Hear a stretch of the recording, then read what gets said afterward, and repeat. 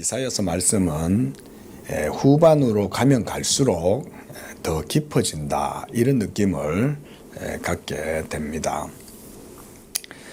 계속해서 하나님께서 백성들에게 복음에 대해서 계속 설명을 하고 보여주고, 또 그것에 대해서 친히 또 하나님이 증명해 보여주시고, 이렇게 함으로써 이사야를 통해서 하나님은 이 복음의 영광과 그 탁월함에 대해서 점점 더 깊이 있게 이렇게 보여주신다라는 생각을 하게 됩니다.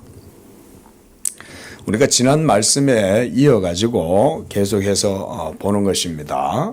그래서 이 이사야 52장은 계속 예수 그리스도로 말미암는 하나님의 구속, 한마디로 그 복음에 대해서 보여주는 것이다, 그랬습니다.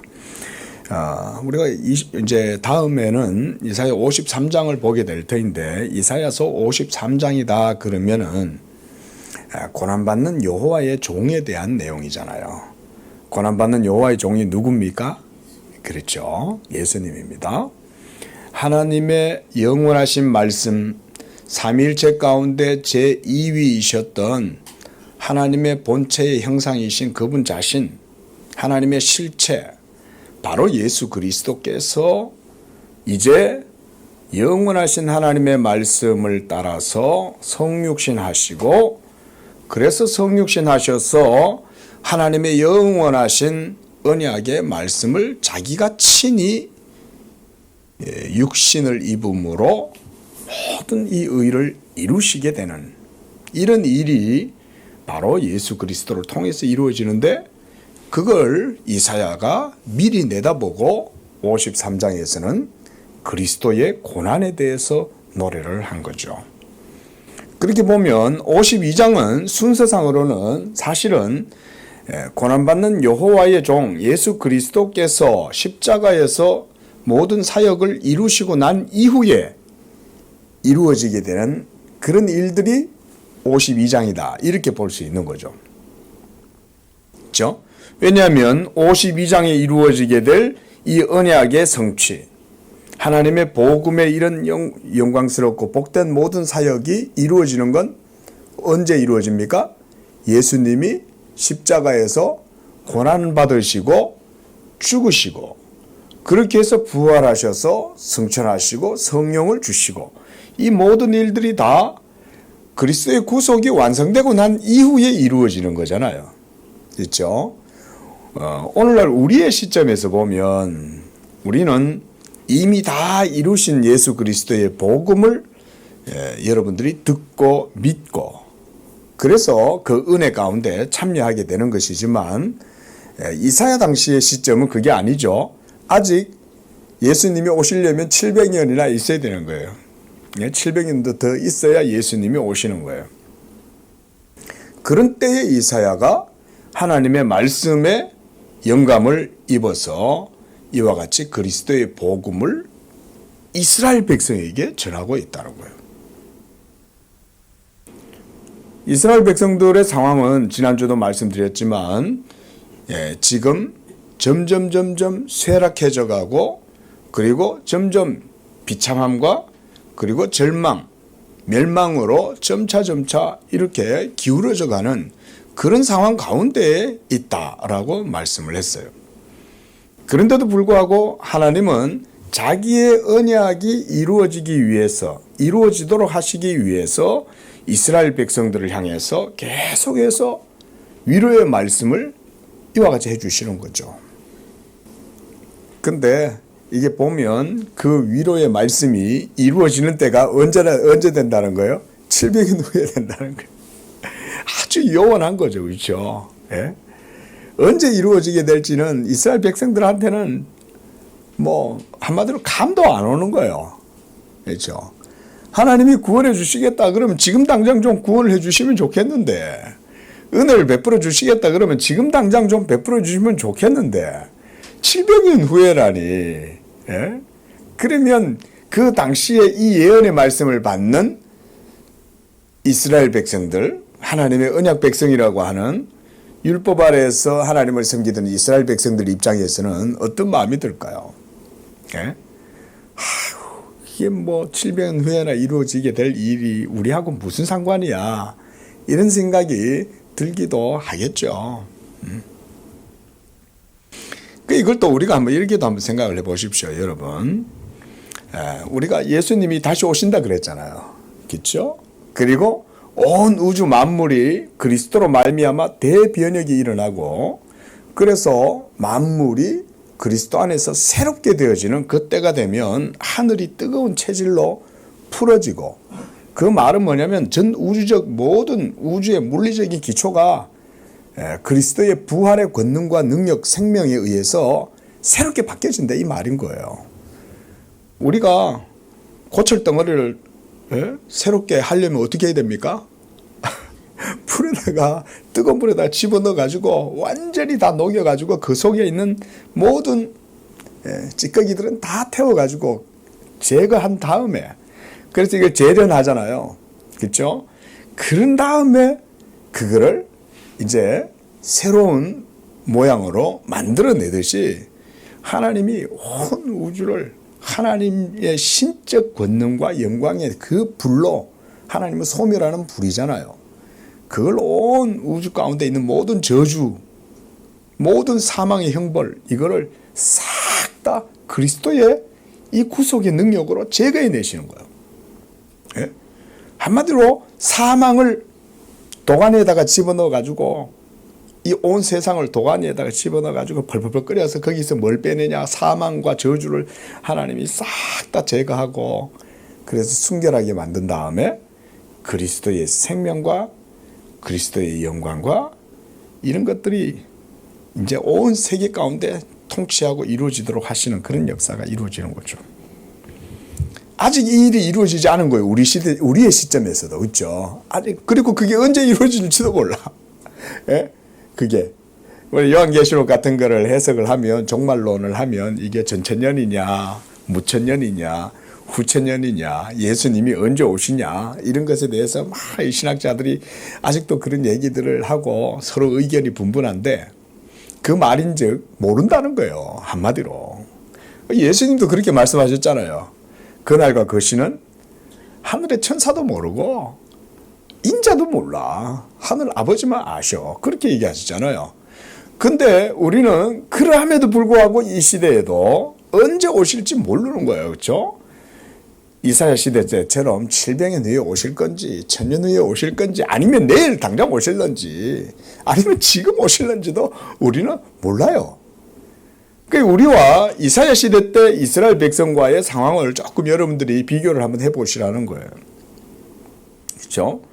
자, 그런데 그런 속에서도 이스라엘 백성들, 그러니까 예수님이 오시기 전에 주전 700여 년 전에 이스라엘 백성들하고 예수님이 오시고 난 이후에, 그래서 장차 또 새롭게 재림하실 그 예수 그리스도가 오실 것을 고대하고 있는 이 2000년 후에 우리들과 사이에 여러분 차이가 없다는 거예요.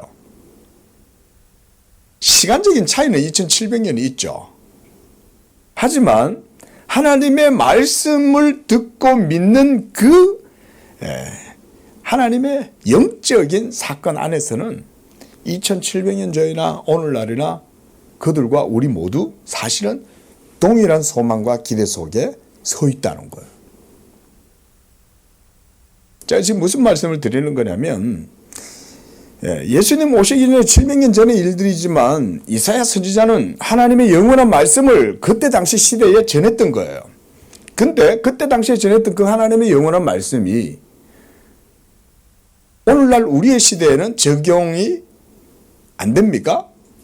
그렇죠. 왜 그게 가능합니까? 그렇죠.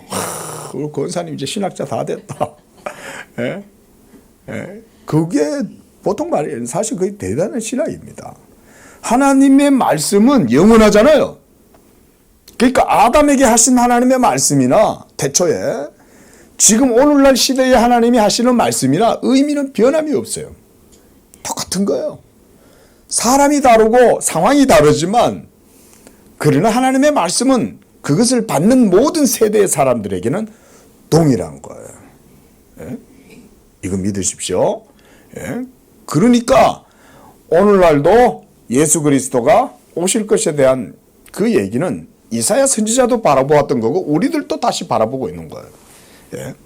그래서 그날에는 여호와께서 시온산에 서실 것이요 그날에는 천하 만국이 그리로 모일 것이요 이러면서 심지어 이사야 선지자는 독사굴에 아이가 손을 놓고 장난쳐도 뱀이 물지 않는다. 왜? 저주가 없으니까.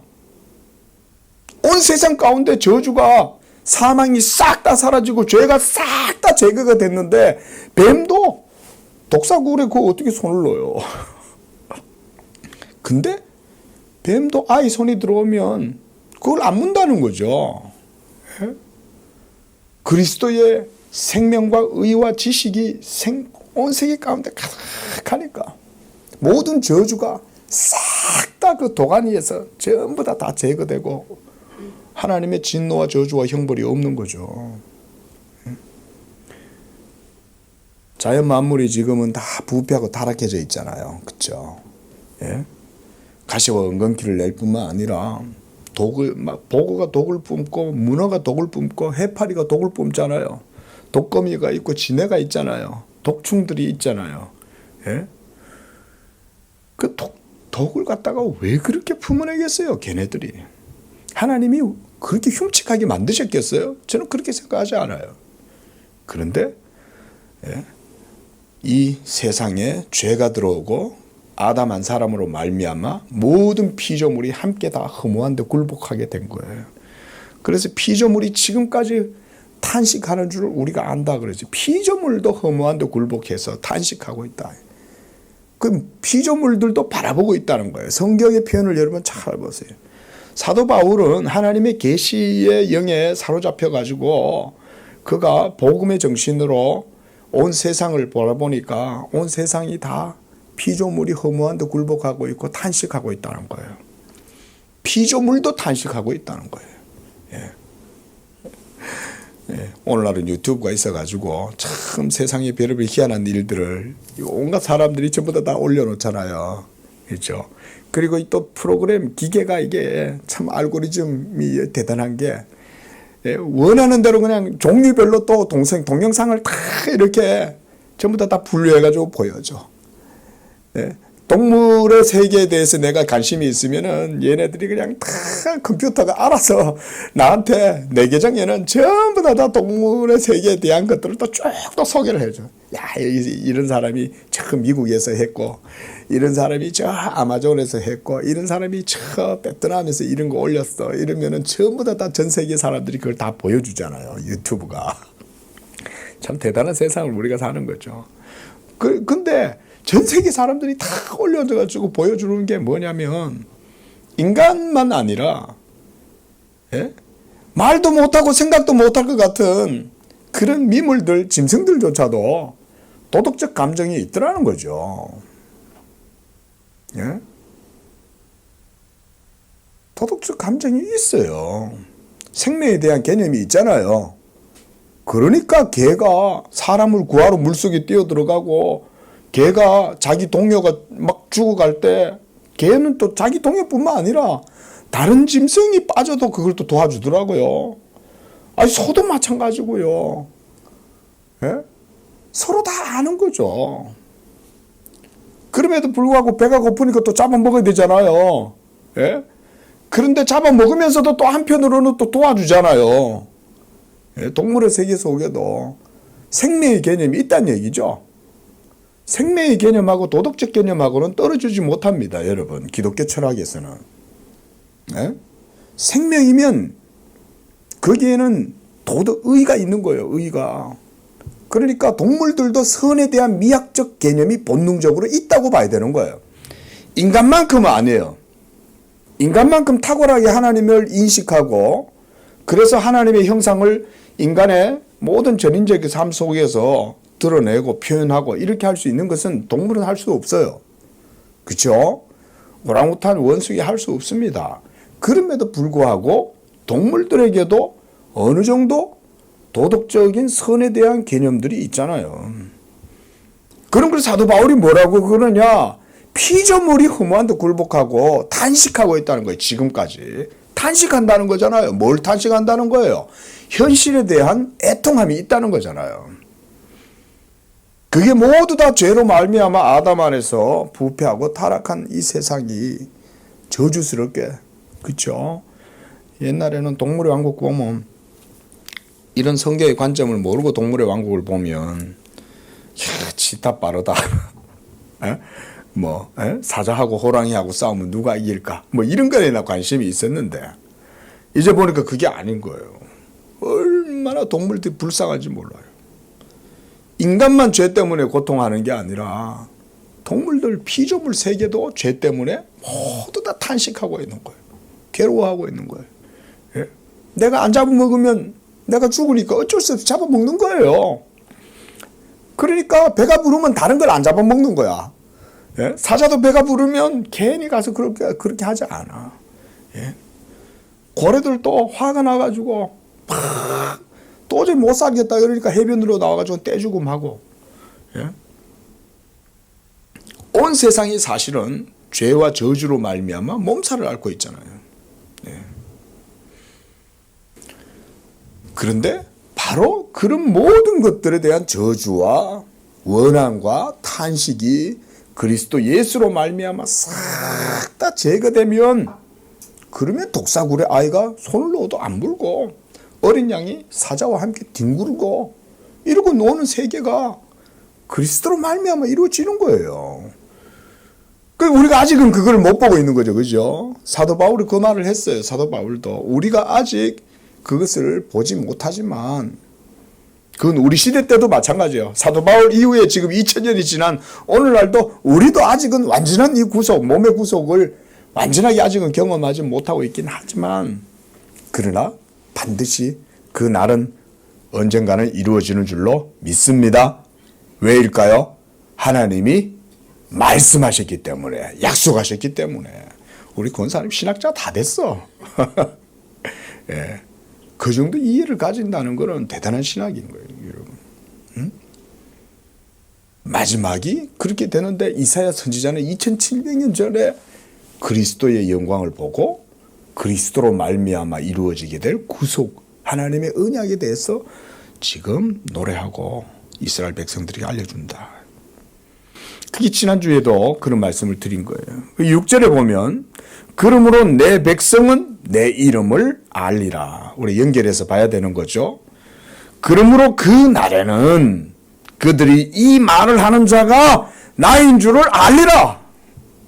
내가 여기 있느니라. 여러분, 진정한 능력자는 자기가 한 말대로 행동할 수 있는 사람입니다. 그렇죠? 말은 누구나 다 할 수 있어요. 나 내일 뭐 할게. 약속은 누구나 다 할 수 있어요. 그러나 그 약속한 것을 반드시 지키고 이루는 건 능력이 있어야 되는 거예요. 능력이. 그렇죠? 돈이 있든 건강이 있든 힘이 있든 뭐가 있든 간에 모든 것들은 다 능력에 달려 있어요. 근데 하나님만이 이렇게 말씀하실 수가 있는 거예요. 사실은. 진정한 능력은 자신이 말한 것을 그대로 행하여 이룰 수 있는 것을 말하는데, 이것은 하나님 그분의 말씀의 능력 외에는 사실은 없어요. 왜 조금만 좀 비평적으로 한번 생각을 한번 해보십시오. 그렇죠? 하나님이 말씀하신 것이 아니라면 그 어떤 것도 확실한 것은 없어요. 가만히 생각해 보세요. 다 우리는 우리 서구의 이성이라든가 어떤 서구의 인간 중심적 사고방식 이런 데 우리가 이제 익숙해져 있어서 내가 생각하고 있으니 그게 확실한 거다라는 이런 식의 착각 속에 살아갑니다. 여러분, 사실은 우리 예수 믿는 분들은 이런 말씀들을 배우시면서 그런 여러분들 속에 있는 생각들을 벗겨내셔야 돼요. 철학이 보면은 그럴싸해 보이거든요. 들으면. 예? 왜냐하면 데카르트 속에 있는 생각은 나한테도 있고 칸트 속에 있는 생각은 나한테도 있으니까 이 서로 통하니까 그럴듯해 보여. 그래서 사실은 여러분 그렇지 않아요. 응? 돌멩이가 자기 혼자 막 자기 생각을 해. 예? 그래가지고 막 그러고 있는데 어느 날 사람이 어디 그 돌멩이 들고는 저 멀리 던져가 물에다 던져버리는 거예요. 예? 돌멩이는 자기가 절대로 물속에 들어갈 거라는 생각도 못하고 자기가 생각하는 대로 모든 게 돌멩이라고 생각하고 있잖아요. 근데 사람이 그 돌멩이 들고 저 물에다 던져버리는 거죠. 인간의 지성이라는 것은 사실은 그렇게 비약해서 설명해도 무리가 없어요. 우리는 대단한 것처럼 생각하고 살거든요. 내가 생각하는 게 모든 게 기준이고 내가 중심이고 내가 판단하는 게 객관성이고 이런 식으로 생각한다고. 아닙니다, 여러분. 우리는요, 하나님의 표현에 의하면 먼지예요. 잠깐 있다 없어지는 안개예요. 네? 여러분, 낙엽이 봄이 되고 여름에 실록의 계절이 확 피어가지고 낙엽이 얼마나 아름답습니까? 근데 어때요? 조금만 바람 싹 불면, 예? 추위가 싹 오면 그새 싹 떨어지는 게 낙엽 아니에요? 하지만 하나님의 말씀은 여러분 절대 그런 게 아닌 거예요. 여기에서 우리가 하나님 말씀에 대한 신앙의 기준을 높여야 돼요. 그렇죠? 내 생각과 내 기준대로 하나님 말씀을 생각하면 안 된다, 이게. 하나님의 말씀은 모든 세계를 창조하는 능력과 지혜의 말씀일 뿐만 아니라 그 말씀은 지금도 역사하셔서 그 말씀의 뜻대로 모든 것들을 다 지금도 이루어가고 계시는 거예요. 믿으시기 바랍니다. 예? 지금도 이루어가고 계셔요. 우리가 못 느껴 그렇지. 예? 하나님 말씀에 근거해서 제가 장담하건대, 예? 또 1년은 365일, 내년이면 다시 이 자리의 원점으로 돌아올 겁니다. 왜냐하면 하나님의 말씀으로 모든 세계가 그렇게 되고 있으니까. 그렇죠? 이건 장담해도 제게 아니니까 장담할 수가 있어. 하나님의 말씀의 능력으로 이루어지는 거니까. 예.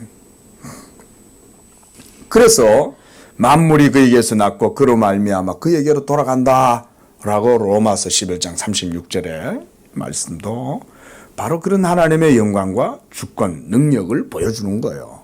이는 만물이 그로 말미암고 그에게로 돌아간다. 지금 하나님께서 이스라엘에 바로 그런 자기의 영광과 이름을 알게 될 것이라고 하나님이 말씀해 주시는 거예요. 자, 제가 거두절미하고 그러면 우리 지금 이사야가 여기서 하나님께서 내 백성은 내 이름을 알게 될 것이다. 그리고 그들이 이 말을 하는 자가 나인 줄 알리라. 하나님 또 이렇게 말씀하시는 거예요. 예?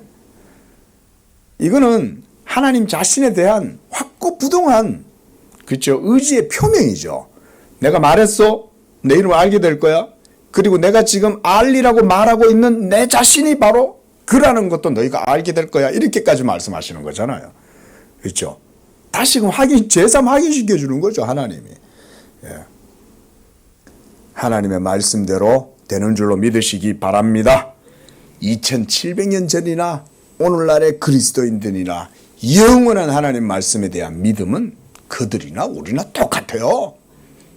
아브라함 시대 때뿐만 아니라 오늘날 시대 1000년 후에도 하나님의 말씀을 믿는 이 믿음은 똑같아요. 변함없어요.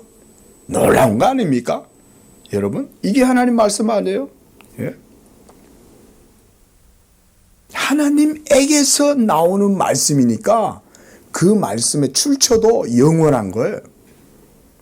그리고 이루어지는 것도 영원한 하나님의 말씀의 뜻대로 이루어지고 반드시 그 결과도 말씀하신 대로 이루어지는 거죠. 예?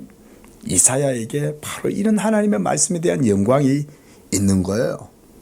이사야는 이런 걸 아주 탁월하게 보여주는데 그게 바로 그리스도의 인격에서 다 돌아오고 나타나는 거예요. 예. 내 말은 반드시 돌아오지 않고 다 이루어질 것이다. 이 하나님께서 자기 말씀에 대한 확신이죠. 아브라함에게 한 언약, 야곱에게 한 언약, 다윗에게 한 언약 이런 것들은 반드시 다 성취가 될 것입니다. 어떻게 하나님이 자기의 이름을 다 알게 될 것이다. 어떻게 하나님께서 그날에는 이 말을 하는 자가 나인 줄 너희가 알게 될 것이다. 내가 여기 있다. 라고 이렇게 말씀할 때 그 하나님은 2000년 전이든 지금이든 여기 계시는 거예요. 영원하시니까. 그렇죠? 예. 하나님은 영원하시니까 늘 여기 계신 거예요. 지금도 여기 하나님의 말씀이 증거되어지는 아주 이 작은 서울의 말죽거리에 있는 한 교회에서 무명의 목사가 하나님 말씀을 전하고 있을 때 바로 여기에 하나님이 계시는 거예요. 말씀이 여기 영원한 말씀이 지금 여기서 증거되고 선포되고 있으니까. 그러니까 내가 여기 있느니라 그러시는 거예요, 하나님이. 바로 그 말을 하시는 분이 예수 그리스도를 통해서 그 구원의 모든 역사를 이루셨기 때문에 우리는 이제 이 말씀하시는 분이 예수 그리스도의 하나님이시고 예수 그리스도가 우리의 구속자시고 이것을 이제는 아는 거죠. 그렇잖아요. 그러니까 이사야의 예언이 이루어졌어요? 안 이루어졌어요? 이루어진 거잖아요. 예수 그리스도를 여러분들이 믿고 그래서 이사야를 통해서 말씀하신 그 말씀이 이젠 이루어져서 이 서기 2022년도 12월 이때 우리는 지금 이사야가 2700년 전에 했던 이 예언대로 여호와 하나님을 알잖아요. 여기에 남상수 목사가 여러분 앞에서 서가지고 지금 뭐 목사 타이틀 달고 이러고 있지만은 제가 하나님을 모르고 여기서 서 있지는 않아요. 저는 하나님을 알고 지금 얘기하고 있는 거예요. 여러분들도 동일하게 이 하나님 말씀을 듣고 믿음으로 영원한 하나님 말씀 앞에 지금 우리도 같이 다 있는 거예요. 그래서 우리가 복음의 말씀을 증거하고 선포할 때 그것을 듣고 배움으로 여호와 하나님 그분의 이름을 알게 되는 겁니다. 하나님의 놀라운 방식이죠. 여러분, 그래서 오늘날 시대든 2000년 700년 전 시대든 아브라함 시대든 심지어 아담의 시대든 간에 여호와 하나님의 말씀은 영원하고 어느 시대나 동일해요. 수십만 년이 지나도 그렇게 된다 할지라도 여호와의 말씀은 수십만 년에 아무런 걸림이 없어요. 하나님은 시간을 초월해 계시는 분이기 때문에 우리의 시간관으로 수천 년, 수만 년이 지난다 해도 하나님한테는 지나간 밤의 한 경점에 불과하다. 이게. 하나님한테는 순간에 지나지 않는 거예요. 하나님은 시간에 구애됨이 없으니까. 7절 좋은 소식을 전하며 평화를 공포하고 복된 좋은 소식을 가져오고 구원을 공포하고 시온을 향하여 이르기를 너희 하나님이 통치하신다 하는 자의 산을 넘는 발이 어찌 그리 아름다운가. 자, 여러분, 복음은 말 그대로 우리 인생들에게는 아주 아름다운 겁니다. 복음이 아름다운 이유는 무엇 때문에 그러냐면 하나님이 선하셔서 그런 거예요. 하나님 그분의 선하심이 우리의 모든 도덕적 미학의 최고의 선인 거예요. 그렇죠? 그래서 우리가 성경 공부에서도 바빙크라는 신학자는 최고 선이신 하나님이라는 그런 타이틀을 제일 첫 번째 두잖아요. 하나님은 최고 선인 거예요. 예? 그런데 그 최고 선이신 하나님이 자기의 선하심을 드러내셨다 이건 거예요. 예? 우리가 그것을 볼 수 있도록 해주셨다는 거예요. 어떻게? 창조 세계를 통해서 그걸 우리가 일반 계시라고 그러죠. 그렇죠? 일반 은총, 일반 계시라고 그러죠. 하지만 일반 계시에서 드러나는 하나님의 선하심과 그분의 탁월한 신적인 영광, 이거는 특별 계시를 통해서 드러나는 것에 비교했을 때는 아무것도 아닌 거예요. 지금 이사야 선지자가 말하고 있는 이 복되고 아름다운 것, 이 아름다운 자들의 발, 이건 바로 일반 계시를 얘기하는 걸까요? 특별 계시를 얘기하는 걸까요? 특별 계시를 얘기하는 거예요. 특별 계시라는 게 뭡니까? 창조의 계시가 아니라 구속의 계시를 얘기하는 거죠.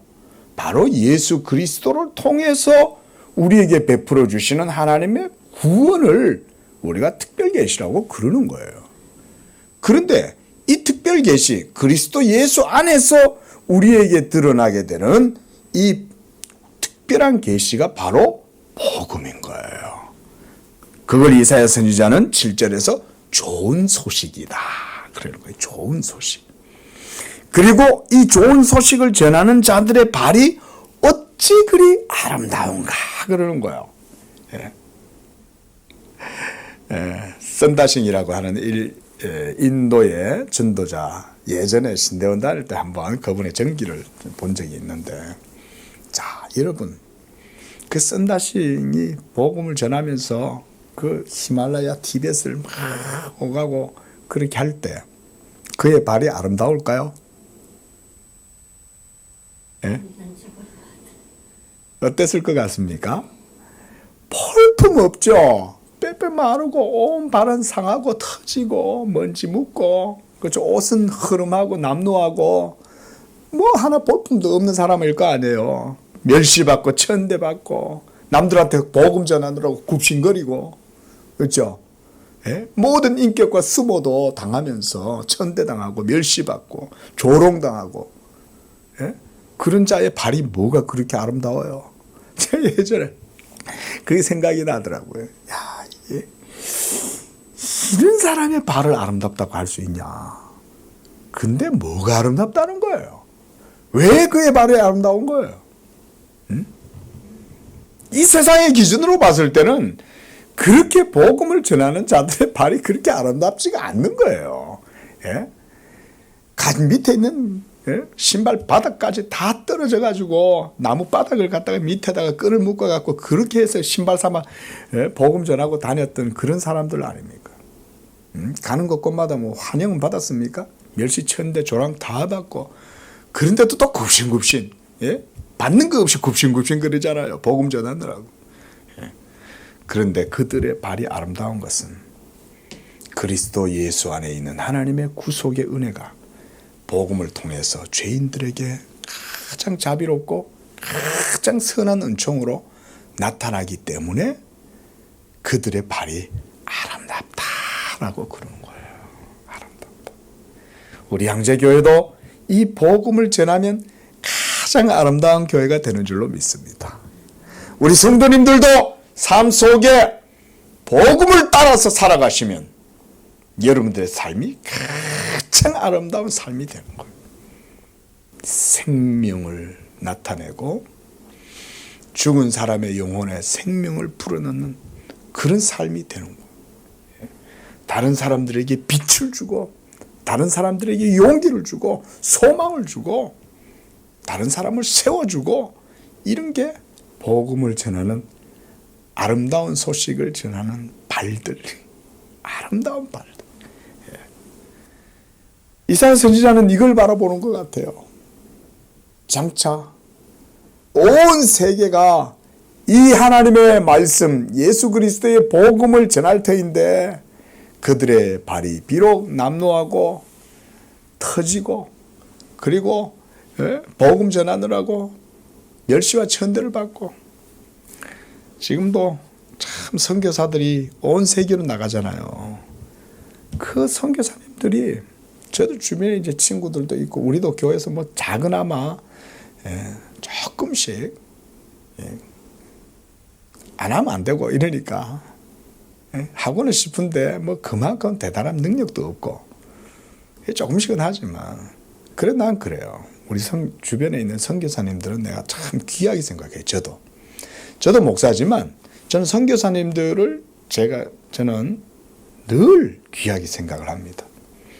언젠가 하나님이 우리 교회에 복을 주시고 그래서 기회를 주시고 사역할 수 있도록 해주신다면 저는 선교사님들을 많이 돕고 그렇게 하고 싶어요. 젊을 때부터 이제 그런 저도 이제 소망과 비전은 갖고는 있는데 그것도 뭐 하나님이 하셔야 되는 거죠. 하지만 선교사님도 참 귀합니다.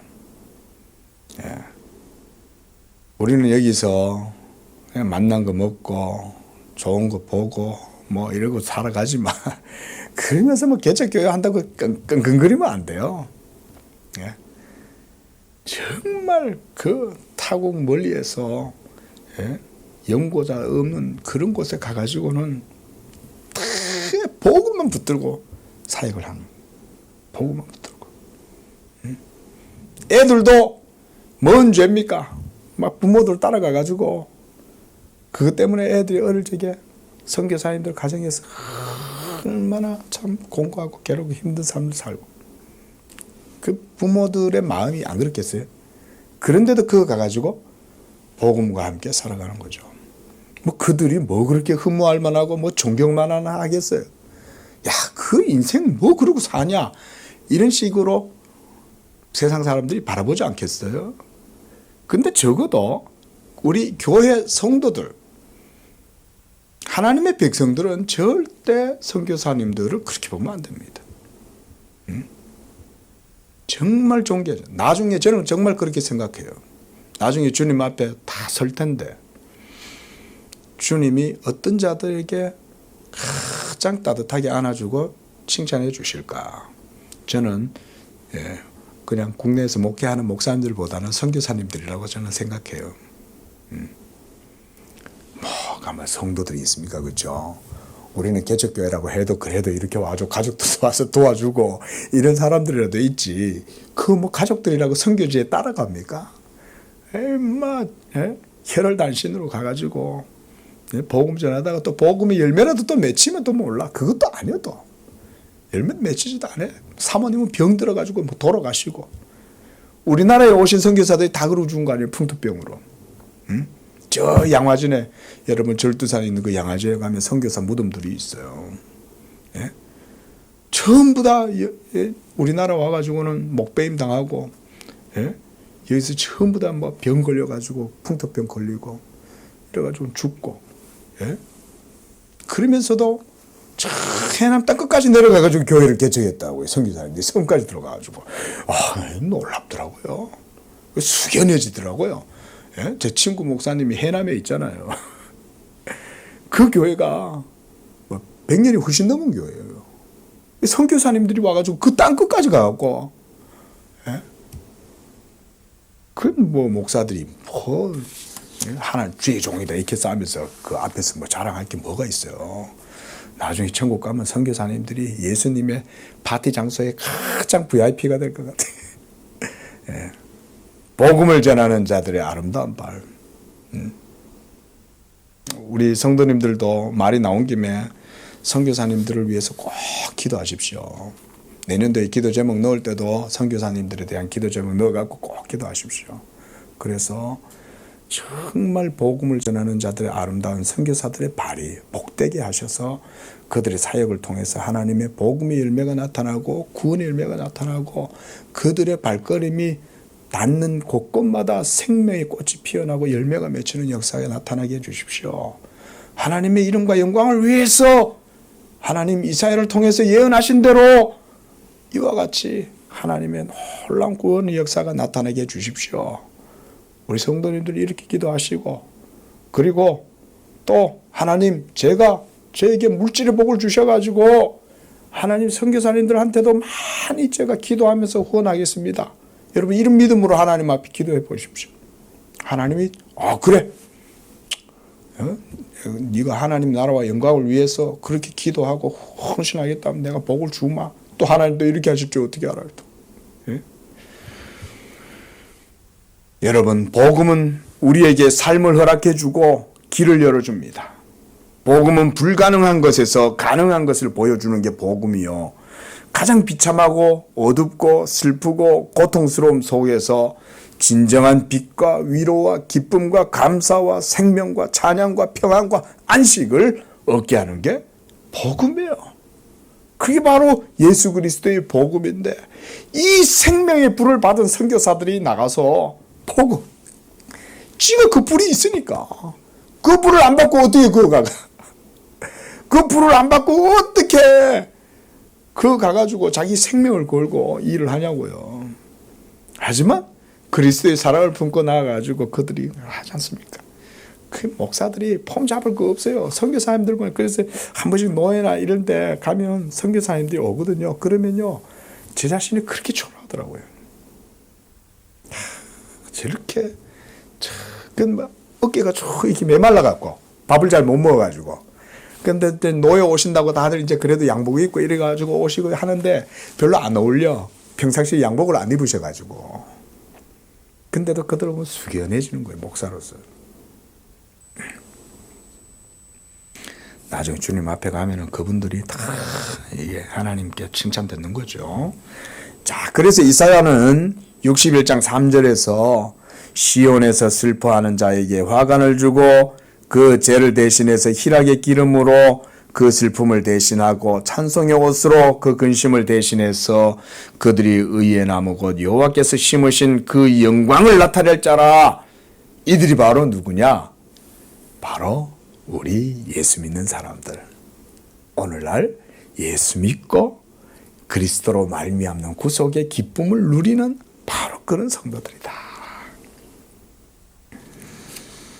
그러므로 9절에서 너 예루살렘의 황폐한 곳들아 기쁜 소리를 내어 함께 노래하라. 하나님이 너희들을 위로하고 회복시켜주고 다시금 생명을 주고 사망에서 생명으로 모든 불의에서 의로움으로 너희들을 다 이끌어낼 것이다. 어떻게? 예수 그리스도로 말미암아 그리스도 예수를 믿음으로 이와 같은 하나님의 모든 구원의 은총을 너희가 누리게 할 것이다. 그 얘기를 이사야가 하고 있는 거예요. 그래서 여호와께서 그의 백성을 위로하셨고 예루살렘을 구속하셨음이니라. 그리고 10절에서도 여호와께서 열방의 목전에서 그의 거룩한 팔을 나타내셨다. 그랬습니다. 자, 거룩한 하나님의 팔 뭐라고 그랬습니까? 여호와의 팔이 어떻게 나타났다 그랬어요? 여호와의 팔이 뭐라고 그랬어요? 십자가라 그랬죠? 그렇죠? 여호와께서 예수 그리스도의 십자가를 통해서 자기의 팔을 그렇게 드러내시는 거예요. 예수의 십자가가 여호와의 팔이다. 저는 그렇게 말을 해요. 하나님이 여러분들을 구원하실 때 그 팔은 예수님의 십자가인 거예요. 그 십자가가 여러분들을 죄에서 끌어올리니까.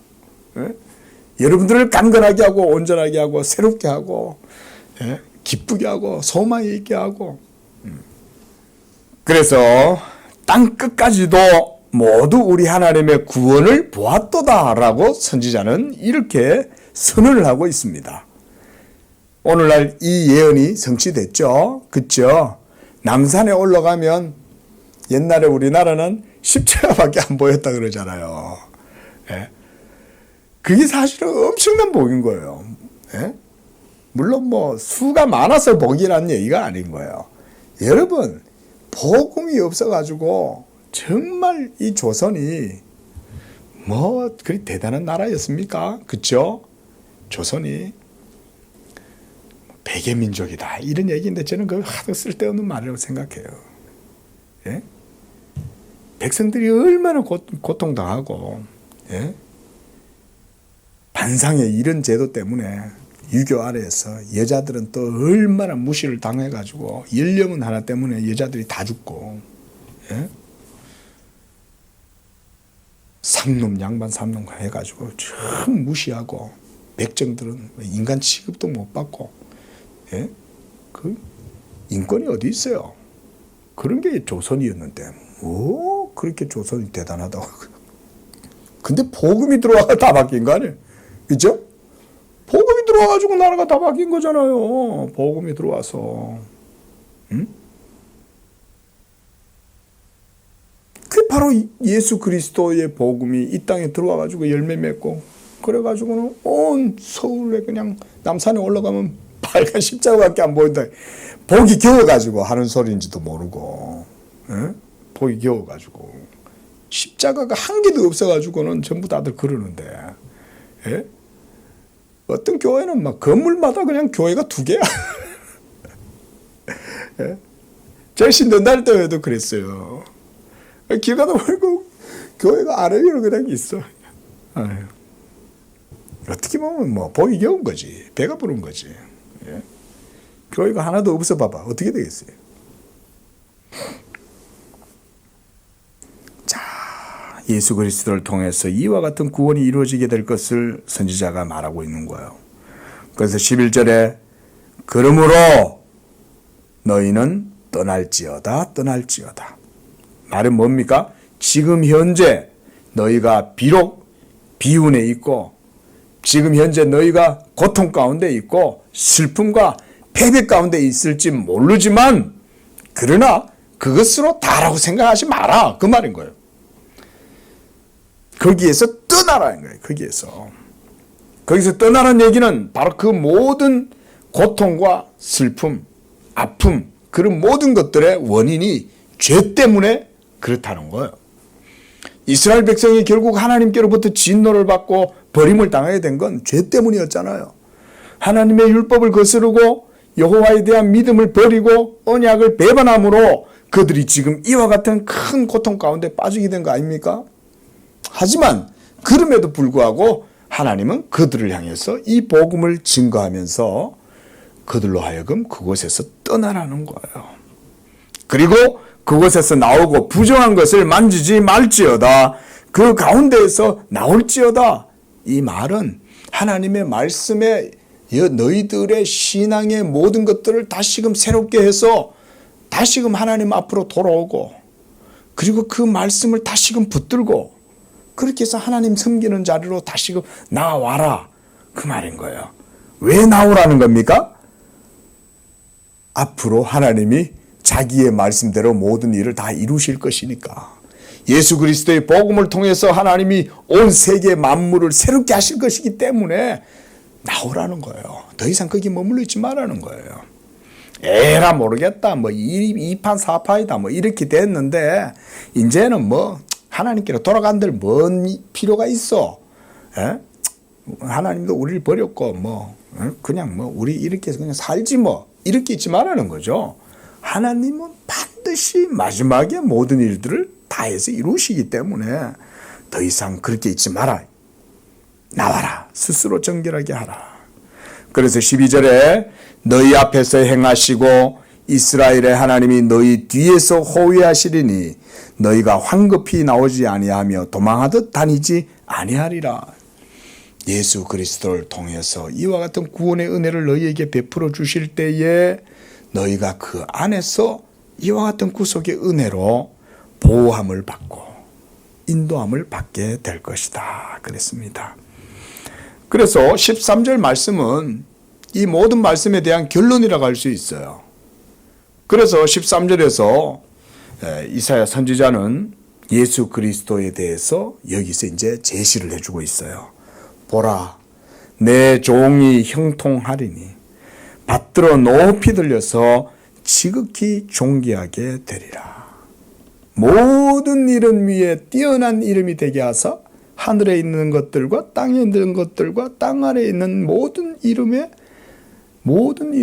예수의 이름에 꿇게 하시고 예수 그리스도를 모든 이름 위에 뛰어난 이름이 되게 하시는 것. 빌립보서 2장 9절 말씀이죠. 바로 예수 그리스도를 통해서 하나님이 이와 같이 하신다는 것을 이사야가 얘기하고 있어요. 그래서 14절에 고난받는 그리스도에 대해서 이제 제시를 하기 시작합니다.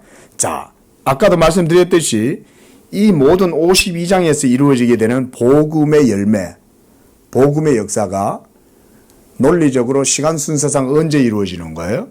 예수님이 이 세상에 오시고 십자가에서 모든 구속 사역을 행하시고 이루셔야 52장의 이 모든 것들을 백성들이 누리게 되는 거죠. 그러니까 이제 와서는 그리스도를 제시하는 거예요. 그 일을 위하여 하나님이 자기의 팔을 나타내시는데 그 팔이 예수 그리스도의 십자가의 달리심을 통해서 드러나게 된다. 저는 이것을 이런 논리적 순서로 봐야 한다고 봐요. 그래서 내 종이 형통한다는 말은 내 종이 비록 십자가에 못 박혀 죽어 그래서 모든 고난을 당하고 결국은 부끄러운 수치의 십자가를 짊어지겠지만 그는 결코 그것으로 인해서 멸망하지 아니할 것이다. 도리어 그의 십자가를 통해서 하나님의 구원을 이루게 될 것이고 그래서 그가 지극히 존귀하게 될 것이다. 라고 말하는 거예요. 여러분 예수님이 존귀하게 되면 우리들도 다 예수님과 함께 존귀하게 되는 줄로 믿습니다. 예? 그래서 전에는 14절에 그의 모양이 타인보다 상하였고 그의 모습이 사람들보다 상하였으므로 많은 사람이 그에 대하여 놀랐거니와. 이거는 예수님이 십자가에 고난을 당하실 때를 얘기하는 거예요. 전에는 그러잖아요. 그러니까 내 종이 십자가에서 형벌과 고난과 수치를 당할 때에는 그 고난이 너무나 극심해서 그걸 보는 사람들마다 놀랄 정도였지만은, 그러나 그 이후에는, 그게 이제 15절이에요. 그 이후에 예수의 십자가가 모두 이루어진 이후에는 그가 나라들을 놀라게 할 것이고 왕들은 그로 말미암아 그들의 입을 봉한다. 여기서 왜 왕들에 대해서 얘기하는지 아세요? 예수의 십자가는 정사와 권세의 모든 세력들까지도 꺾어서 부러뜨리기 때문에 그런 거예요. 아이 뭐 십자가가 무슨 정사, 가버먼트하고 뭔 상관입니까? 통치자들하고 그런 사람들하고 뭔 상관이 있는데 그러세요? 여러분들 이런 생각 안 드세요? 예수님 십자가하고 정사하고 권세하고 통치자들하고 무슨 상관이에요? 예? 여러분 정사와 권세자들의 모든 권세의 기초가 어디에 있습니까? 율법에 있습니다. 여러분 제가 이건 이 시간에 말씀을 깊이 안 드립니다. 나중에 이건 반드시 로마서에서도 그러고 말씀드릴 기회가 있을 거예요. 여러분 정사와 권세자, 통치자들의 모든 권위의 기초는 하나님의 율법에 있습니다. 이게 해석의 키예요. 근데 그 율법을 예수님이 어떻게 하셨어요? 십자가에서 모든 율법의 권세를 하나님의 아들이 자기의 말씀의 능력으로 십자가에서 죽으심으로써 하나님의 모든 율법의 권세, 율법에 쏘는 것, 이거를 십자가에서 도말하시고 꺾으셨잖아요. 그렇죠? 한마디로 말해서 십자가로 율법을 이기신 거예요. 예? 그런데 그 율법의 모든 기초가 바로 통치자들과 권세자들이 그 위에 서 있는 거예요. 이건 여러분들이 좀 설명을 들으셔야 돼. 어쨌든 예? 하나님의 율법이 실제적인 권위를 가지고 있다. 이거는 우리가 정확하게 아시죠? 그렇죠? 제가 주일날 로마서 강의를 하면서도 이 말씀을 드렸어요. 율법의 모든 권세는 이 세상의 모든 질서의 기초예요. 여러분. 모든 생명이 있는 것들도 모두 하나님의 율법의 기초 위에 서 있습니다. 이게 뭔 말인지 여러분들 지금 감이 조금 안 와도 그렇다라고 생각만 하시면 돼요. 그냥. 예? 모든 물질적인, 물리적인 사실도, 질서도 모두 다 율법이 기초가 있어요. 그런데 그 율법의 모든 것들이 다 십자가에서 깨어졌으면 그 십자가는 얼마나 대단한 거야. 안 그래요? 온 우주를 떠받치고 있는 그 율법이라고 하는 큰 대들보가 예수 십자가에 의해서 완전히 무력화가 됐다고 생각해 보세요. 그게 예수님의 실제적인 복음의 권세인 거예요. 보이지 않지만, 그러나 실제적인 거예요. 보이지 않지만 이걸 믿어야 돼요. 우리 예수 믿는 사람들이 이걸 믿어야 돼요. 심지어 죽음조차도 그 예수 십자가의 권세 아래 완전히 다 끝난 거야. 믿으시기 바랍니다. 죽는 것조차, 사망조차도. 우리 죽는 게 얼마나 겁나요? 그렇죠? 근데 죽음이 겁나는 이유가 뭡니까? 죄의 권능은 율법이요, 율법의 권능은 사망이잖아요. 율법이 쏘는 게 죄잖아요. 근데 그 율법이 그리스도로 말미암아 다 소멸이 되면 죽음도 더 이상 나하고 상관없는 거야. 그죠? 육신이 잠시 잠깐 죽는 거예요. 그냥 육신의 생명이 그냥 끝나는 거지. 내 영혼이 하나님 앞에 저주를 받아가지고 영원한 지옥 형벌 사망 가운데로 들어가는 게 아닌 거예요, 여러분. 예? 믿으시기 바랍니다. 그래서 끝난 거예요, 이미. 우리 이제 그리스도 예수 안에 있는 자한테는 결코 정죄함이 없기 때문에 여러분들의 육신의 생명이 끊어질지라도 여러분들의 영혼은요, 절대 그리스도 안에 있는 영혼들은 사망의 불못으로 안 갑니다. 그런데 바로 이 십자가에서 예수께서 모든 정사와 권세와 이런 것들을 다 거기서 꺾으셨다. 이 골로새서에도 사도 바울이 2장에서 그 말씀하는 거예요. 자, 그래서 나라와 왕들이 놀라게 된다. 그런 말미암아 그들이 입을 봉하리라. 왜 입을 봉하냐? 자기들이 아무리 권세를 자랑하고 그들의 파워를 아무리 자랑하고 높여도 예수의 십자가는 못 이기는 거예요. 저는 이걸 많이 강조하고 싶어요. 예수 십자가를 함부로 우습게 얘기하는 권세자들은 큰일 나요. 이게 객관적 사실이니까. 객관적 사실인 거예요, 이게. 우리 눈에 여러분들이 믿음이 부족해서 이 말씀을 잘 몰라서 그러면 여러분들이 잘 모른다고 해서 그 말씀의 효력이나 능력이 없겠어요? 예? 우리가 이 지하에 있다고 해서 저 밖에 태양이 없냐고요. 예? 하나님의 말씀의 능력이라고 하는 것은 그런 거예요. 그래서 그들이 아직 전파되지 아니한 것을 볼 것이요. 예?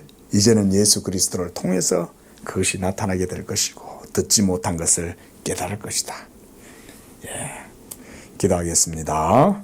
거룩하신 하나님, 예수 그리스도 그 십자가에서 우리를 위하여 그리스도께서 율법에 대하여 십자가에 못 박히시고 우리가 그 그리스도를 믿음으로 우리도 그와 함께 율법에 대하여 죽었으므로 더 이상 이제는 내가 사는 것이 아니라 내가 그리스도와 함께 죽었고 이제는 내가 다시 살아남으로 말미암아 그리스도 예수의 생명이 우리 안에 역사함으로 이제는 내가 사는 것이 아니라 오직 내 안에 예수께서 사신다는 이런 고백으로 하나님 아버지 이와 같은 말씀의 능력과 영광을 우리가 우리의 삶 속에 늘 고백하고 이사야 선지자가 2700년 전에 이와 같이 그리스도의 영광을 보고 그리스도의 복음의 권세와 그 복되고 좋은 소식을 증거한 것처럼 오늘날 우리의 시대에도 이와 같이 동일한 복음의 말씀, 영원한 하나님의 말씀을 붙들고 우리도 하나님께 영광 돌리며